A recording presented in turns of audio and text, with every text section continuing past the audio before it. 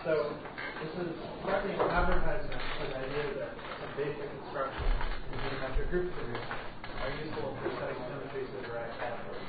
So this is work in progress for Q Thomas. So I want to start with the ping pong lemma, which is something classical going back to Fricke's decline. So this is a criterion for telling when some group G splits into free product of some subgroups that generate it. And let me give this statement. So I have some group G, I have a bunch of subgroups that generate it. I'd like to know when does G split as a free product. And the criterion is I need G to act on some set X, and I need some subset indexed in the same way as the subgroups, and I need some point that's off of the union of all of them, so that non-trivial elements of the group GI send all the other sets together with the point into its own subset. And when this happens, the natural map, which is the surjection because these groups generate, is actually an injection, so I get to make some marks. Okay, so I want to do an example to figure out. So I'm going to start out with the group PSL2Z. It has these standard generators. They act on upper half plane in the usual way, so x sends z to minus 1 over z, t sends z to z plus 1. And I'm interested in this subgroup of PSL2Z generated by these three elements, so conjugates of S.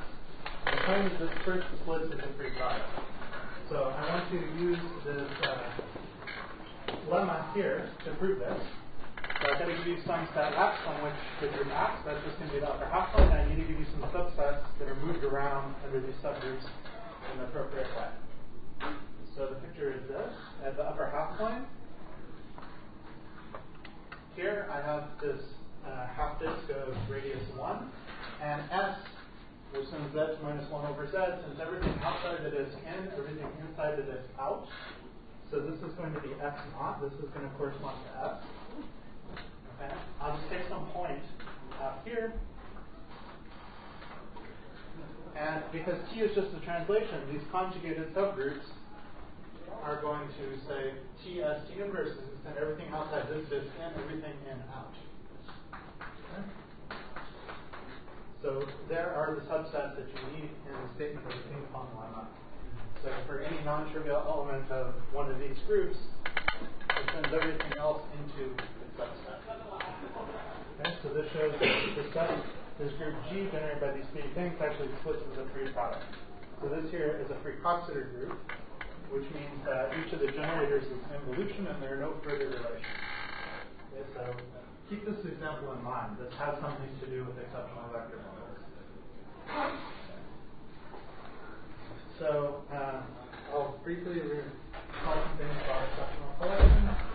So an object in some alinear triangulated category, so K is a field. This is called exceptional if the X algebra is as simple as possible. So they're just scalar endomorphisms and no higher or lower X. Then an exceptional collection is a bunch of exceptional objects ordered in such a way that there are no X going backwards. Okay? And an exceptional collection is called full if it generates D. So there should be an equals D there, meaning I can build every object in D from the EI using standard operations. I can take sums, I can take shifts, I can take maps between them, I can take cones of those maps, and so on. So reasons you might be interested in full exceptional collections, it gives you a way to represent your category as modules over some differential graded algebra, which is say derived endomorphisms of the sum of these things.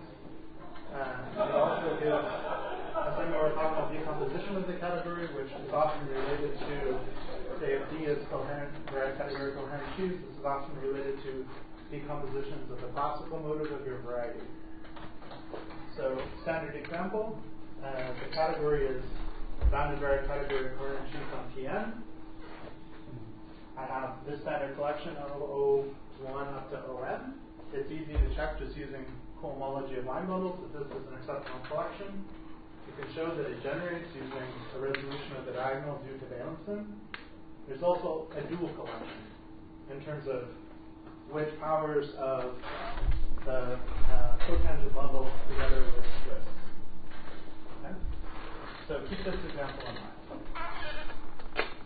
So given one full exceptional collection, you can mutate it to get lots of others. So reasons you might like to do this. My original motivation for looking at this was twofold. So one, I would like to understand certain spaces of stability conditions associated with varieties with full exceptional collections. And a single full exceptional collection gives you some open subset in the space of stability conditions. You would like to get lots of open subsets and like to know how they're connected to each other. So for this, you need to understand some mutation operation on these collections. Second is, this turns out to be useful for understanding groups of autoequivalences of some Flavial varieties that are associated to the variety you start with. Okay? So this is this comment here. And this mutation operation is a local operation. So you first define it on pairs. So I have an exceptional pair. These are exceptional objects, no x going back. I build a new exceptional pair called the left mutation. So I move the object E up. I move F down together with some kind of twist. And this twist is defined as I take derived homomorphisms from E to F. I apply them to E. I get to F. And I take this cocone or homotopy fiber. So you can check that this, again, is in a new exceptional pair. And now I can use this operation to work locally on a longer collection. So the operation mu_i is going to mutate the exceptional pair here. There's also an inverse operation, the right mutation. This is actually an invertible operation. And you can check that the mu_i satisfies Brav relations. So it turns out there's an action of the Brav group on n+1 strands on exceptional collections of length n+1. So this is the action we're going to be interested in understanding. So the setting I want to work in is for minimal phono varieties. So this is where this is the first case you should treat because it will get the strongest results. So minimal means it's minimal in the sense of k0. So the rank of k0 is as small as possible. I mean, in general, k0 can be huge, right? It doesn't even have to be counted to be generated. But this happens, for instance, for projective space, for odd-dimensional quadrics, for some special phono threefolds, and so on. So, and this is a nice case because you know, in this case, that mutation of a full exceptional collection of vector bundles again consists of vector bundles. This is not true in general. So, for minimal phonos of dimension less than 4, it's known that the Brav group action on full exceptional collections of vector bundles is actually transitive. So you have some favorite exceptional collection that you start with, and you can build all other ones from that. So in terms of, say, some space stability conditions, it's kind of giving you a very large connected piece of the space of stability conditions. So examples of this, T1, this is not hard at all. It goes back probably to Isaac Newton. T2, this is non-trivial. This goes back to Gardner and Rudolph in 87. So these, of course, are different centuries. And T3 and other minimal phono threefolds. So this is hard work. You actually have to do. I mean, the idea is not so difficult, but to carry it out takes some work. So there's a numerical part related to some Markov type equations. This was worked out by Nogin in 94. Goes on for about 50 pages, case by case. And then Polishuk did the geometry necessary to lift this numerical work to the state that you want. All right, so in higher dimensions, the transitivity of this Brav group action is open even for P4. And as far as I know, the question of freeness of this group action has only been addressed for P2 by Bridgeland in his paper on T structures of local Flavial varieties. So the freeness question is very interesting if you're trying to describe certain spaces of stability. Right. So the strategy that I want to describe for freeness and transitivity is the following. So I'm going to find some set S on which I already know that the Brav group acts freely and transitively. And then I'm going to construct a map from full exceptional collections, say vector bundles, to that set S. And I'm going to see that this is equivariant. So that will show right away, because the target has a free action, that the source also has to have a free action. And then you do a little more work to get transitivity from this. So the set I'm going to use S is going to be certain n plus 1 tuples of group elements. And there's a classical Brav group action on n plus 1 tuples of group elements. It looks a lot like the mutation for exceptional collections. So this is due to Hurwitz. He studied this. He used this action in his study of ramified coverings of Riemann surfaces. And the important sort of input or inspiration for this strategy was the theorem of Bassis in geometric group theory, which says that if F is a free or free Coxeter group on x0 through xn, then this Hurwitz action is actually free and transitive on good factorizations of this special element. Okay? So the special element, if you're working with the free group as the fundamental group of some punctured disk, then the special element is just going all the way around and coming back. Okay? And you can, in this case, interpret this Hurwitz action in terms of the mapping class group action on this disk.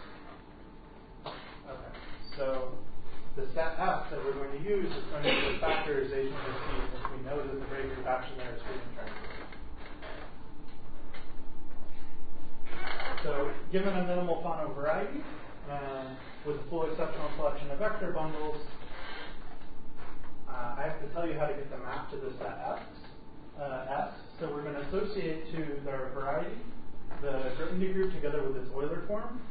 Because I have a full exceptional collection of vector bundles, you can check that Euler form is actually upper triangular with respect to that basis.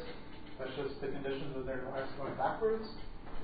And in order to get some sort of more geometry into this situation, we're going to symmetrize or antisymmetrize K0 in its Euler form. So this is going to give some kind of lattice. Geometrically, this corresponds to passing to some Flavial double cover of your Fano variety and looking at the numerical certainty group there. So to each of the objects in our full exceptional collection, we're going to associate a symmetry. So this is going to be some projective linear transformation of L. It's given just by a kind of reflection formula. So geometrically on the double cover Flavial, this is going to correspond to a spherical twist along this object EI. It actually becomes a spherical object on the double cover. So if we're in even dimensions, this is actually a reflection. And if we're in odd dimensions, this will be a transaction. Why are you doing that in PGL? Because I'm lazy and I don't want to worry about signs. I mean, you don't have to do PGL, but it's sufficient. Okay? So given this data, you can check to actually get a factorization. If I multiply these all in order, I get a factorization of kappa, where kappa is the action of this air functor. So altogether, what we get is a map from full exceptional collections of vector bundles to factorizations of kappa. And I would like this to be my set S, which was factorizations of the special element in a free group or a free Coxeter group. Okay. Furthermore, this is great equivariant, where here I have the mutation operation and here I have the Hurwitz action. And our theorem is that if I have a minimal Fano variety with a full exceptional collection of vector bundles, such that, so I need some conditions that I can sometimes check. So first, I want EI to be the unique exceptional vector bundle in its K0 class. So this is true for those examples I say for the example O through ON on projective space. It's also true for standard collections on odd-dimensional quadrics. And second, so this is not hard to achieve. The second condition is a little harder. So I want this group generated by these reflections or transvections to be free or free Coxeter. So if I have both of these, then the Brav group action is free and transitive on full exceptional collections of vector bundles. So here I'm applying the theorem of Bassis to say that the action is free and transitive here. So this is related to transitivity, and this is more related to freeness. So some remarks. This first hypothesis about K0 for lots of examples is no problem. And the second, that you have some free or free Coxeter group, is more work in higher dimensions. But in low dimensions, it's actually easy to check by hand. So the hypotheses, both hypotheses, are satisfied, at least for minimal quantum varieties, to dimension less than 4. So our theorem recovers, really without sweat, all of the known examples of transitivity and also gives freeness. And we have a general strategy for trying to prove freeness or free Coxeter-ness for PN and also for odd-dimensional quadric. And I hope any day now we'll be done working that out. Okay? So let me show you an example, which is why I did this picture. So I did you P3, which would be more impressive, but also the picture's not as nice. So let me just do P2. So here, our lattice is rank 3. I have a full exceptional collection of rank 3. I symmetrize the form. So I have a quadratic form. It turns out to have a signature 1, 2. Anytime you're in this sort of situation, you have associated to it a period domain. So if you're familiar with, say, moduli of K3 surfaces, this is the usual period domain construction. And in this case, this actually can be naturally identified with the upper half plane. And so I can look at my symmetries of this projective space. They'll respect the period domain, and I can see how they act on the upper half planes. So I'm going to consider this full exceptional collection because it's symmetric looking in this picture. And under this identification of upper half plane with the period domain, these reflections you can check act as these transformations that I wrote down. So at the very beginning of the talk, I argued that that was indeed a free Coxeter group. So by this picture, we have a free Coxeter group, and by our theorem, this proves that the Brav refraction of full exceptional collection symmetrical from P2 is free in transit. So you can do this all the way through dimension 3. There's similar arguments. Okay, so final remarks. On Flavial hypersurfaces and double covers, a similar argument using a somewhat more complicated breaker should show that the group of odd equivalences contains some free product like this. This was the original problem I was interested in. And you can actually, I'm almost done showing this, I believe, for quartic and double sextet K3s. And knowing this is almost enough to establish Grothendieck's conjecture on spaces of stability conditions. So I've been working on this with Daniel Heubrechts and Emmanuel Macri. So this is really where I started, and we ended up with this other problem with you. And, like I said, I think of this as an advertisement that very basic ideas like the ping pong line from geometric group theory can be very useful in setting symmetries of derived categories. So I'll stop there.